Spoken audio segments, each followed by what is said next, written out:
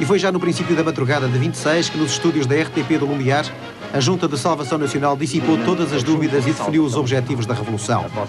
Devolver a soberania ao povo, manter a integridade da nação e os compromissos internacionais. Acabar com a censura, respeitar os direitos elementares de opinião e associação. Solucionar pelo diálogo a guerra colonial.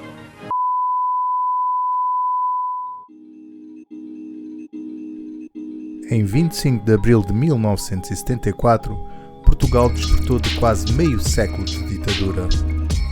A liberdade tinha chegado, mas os tentáculos do Estado Novo mantiveram-se praticamente intactos. O governo provisório ainda tentou reorganizar o país. Partidos de inspiração comunista defenderam a reforma agrária e a devolução da terra a quem nela trabalhava. Estes partidos acreditavam que a autonomia e a autossuficiência rural poderiam restaurar o equilíbrio do território e trazer novamente uma relação mais harmoniosa com a natureza, resgatando a identidade ecológica que foi perdida no Estado Novo. De forma a devolver o sacrifício feito pelos contribuintes portugueses na jornada imposta pelo regime de Salazar de sustentar as empresas privadas com dinheiro público, em 9 de maio de 1975 foi publicado o Decreto-Lei nº 221-B/75. Este decreto tem em conta o potencial estratégico do setor da celulose para a soberania nacional. Com a nacionalização de empresas como a Companhia Portuguesa de Celulose, a Solcel, a Celtex e a Celnorte, o Estado português conseguia reagrupar e organizar o setor de forma a focar-se nas necessidades do povo português. E com isso seria possível trazer mais investimento, mais inovação e mais sustentabilidade.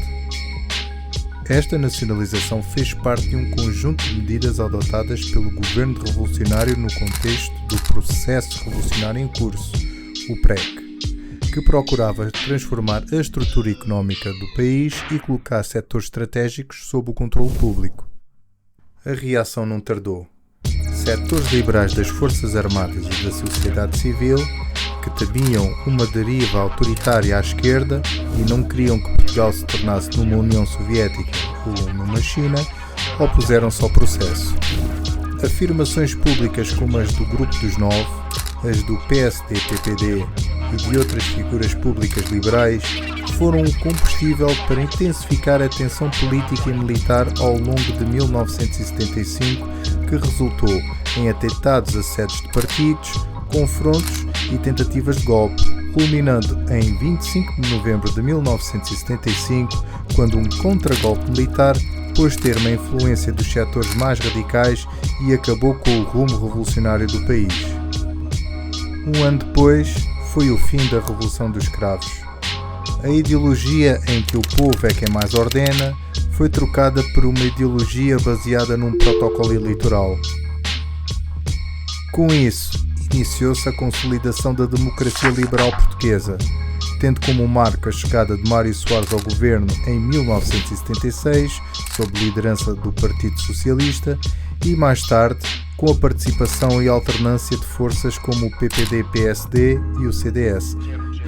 Após 1976, Portugal reorientou a sua política económica, aproximando-se de uma economia de mercado e de uma democracia liberal europeia. A adesão de Portugal à CEE, em 1986, acelerou ainda mais o processo de liberalização e privatização.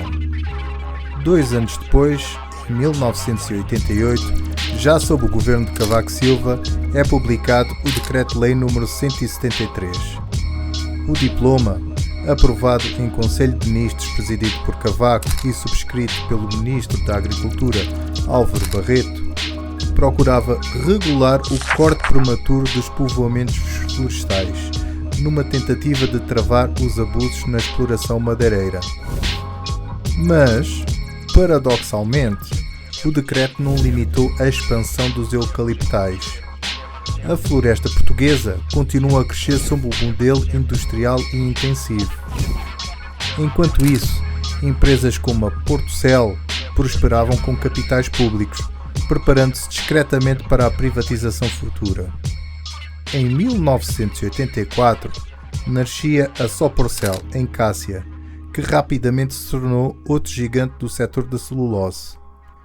À sombra destas políticas, empresários e fundos privados de reputação duvidosa começaram a aproximar-se do negócio florestal, percebendo que, no liberalismo, o dinheiro vale sempre o mesmo, venha de onde vier.